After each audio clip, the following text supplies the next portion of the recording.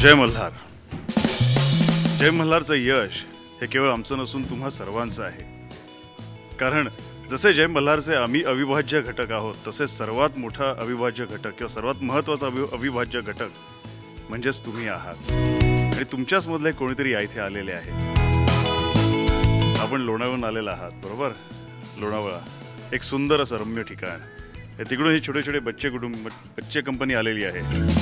जय, आदित्य, श्रावणी, हर्ष, अभिषेक हे सर्व मला भेटायला इथे आलेले आहेत. त्यांचं प्रेम मला अगदी भरभरून मिळतं आणि त्यामुळेच जय मल्हारचं यश आपल्याला दिसतं. तुला जय मल्हार आवडतं? हां. किती आवडतं? खूप. किती वाजता लागतं?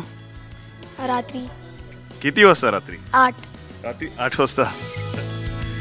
कधी कधी काय होतं, बरेचसे माझे जे फॅन्स मला भेटायला येतात तर अक्षरशः आपण म्हणतो की तोंडातून एखादा शब्द न फुटणे, तो प्रकार इथे मला बघायला मिळतो. एवढे ते गांगरलेले असतात, पण त्याच्यामागे त्यांचं बोलणं बघण्यापेक्षा त्यांच्या भावना बघणं जास्त महत्त्वाचं असतं. कोणाची स्टोरी आहे ही? कोणाची कहाणी आहे? खंडोबाची. मग खंडोबा आवडतं तुला? तू कोण सांगू शकेल मला खंडोबाबद्दल? नाही नाही, तुम्ही बघता की खरंच शब्द न फुटणे हा प्रकार खूपच त्यांनी मनावर घेतलेला आहे.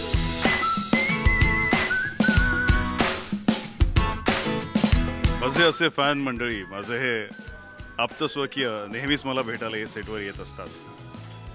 यांना विचारू इच्छितो परत एकदा की आपण कुठनं आलात? लोणावळा. लोणावळा. लोणावळा एका गोड गोष्टीसाठी प्रसिद्ध आहे. ती म्हणजे कुठली गोष्ट? चिक्की. चिक्की. चिक्की. जेली. बरोबर, जेली आणि चिक्की हे लोणावळ्याची खूप सुप्रसिद्ध अगदी आहे. मी स्वतः जेव्हा पुण्याला जाताना लोणावळ्याला अगदी आवर्जून थांबतो आणि त्या तिकडनं तुमची फेमस असलेली ग्राउंडनट क्रश चिक्की किंवा फश नेहमी खातो मी त्या तिकडे. तसे माझे फॅन मंडळी मला इथे नेहमी भेटायला येत असतात. नेहमी तुम्ही जयघोष आमच्या जय मल्हारमध्ये जो ऐकता तोच जयघोष आता परत याकडनं तुम्हाला मिळणार आहे आणि तो म्हणजे येळकोट येळकोट जय मल्हार. धन्यवाद.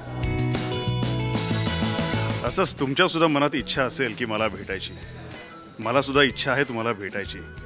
तुम्हाला भेटायचं असेल तर आमच्या सेटवर तुम्ही अगदी आवर्जून भेट द्या.